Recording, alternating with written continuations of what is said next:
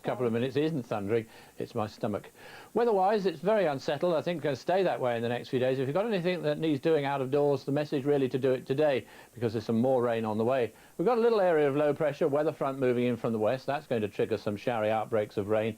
But then as we head towards the latter part of the week and into the weekend, an area of low pressure moving uncomfortably close to the British Isles. Not sure exactly the track it's going to take, but without even being certain, it is going to produce some pretty wet weather, and it may in places even produce some pretty wet weather, windy weather.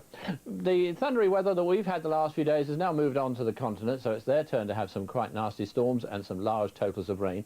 But that little area of low pressure is actually still very close to us. It could trigger one or two showers in the southeast, as we'll see in a minute, but most of the thundery showers are going to be in central and eastern parts of Europe, the Mediterranean enjoying virtually unbroken sunshine. Let's look at this country now. Here we have this weather system moving in. It's already giving rain across Northern Ireland, coming in towards western Scotland. It'll head on eastwards during tonight and into tomorrow, and when it more or less grinds to a halt, it's going to be the trigger to set off some heavy and thundery showers in central and eastern parts of England tomorrow. But back here, we've got the rain now across much of Ireland, the band of clouds stretching up into western Scotland. We also have the low pressure uncomfortably close on the continent. That may well set off one or two showers, the odd heavy one too, more particularly in East Anglia and Kent. But for most of the country, a much better day, a bright one, a fair amount of sunshine.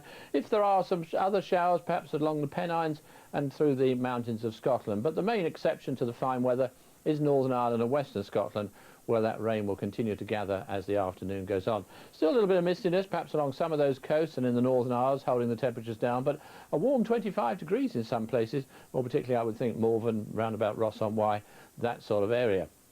During this evening and tonight, that band of cloud works its way into other western parts of England and Wales. Central and eastern areas becoming misty, but by and large staying dry, and we don't need to worry about the temperatures. Tomorrow, a grey, misty start in some central and eastern parts of the country, the outbreaks of rain in the west, and as what's left of that weather front moves across to first of all central and later eastern parts, it will trigger off some heavy and in places thundery showers, and as it continues on its journey, it will allow somewhat brighter and drier weather to come into those western areas, a little bit fresher too, but another fairly warm day in the southeastern corner at 23 degrees. Unsettled, we're going to have that weather front giving some outbreaks of rain to begin with on Thursday, more rain moving across from time to time right up to and including the weekend. Darren. All right, Michael, thank you.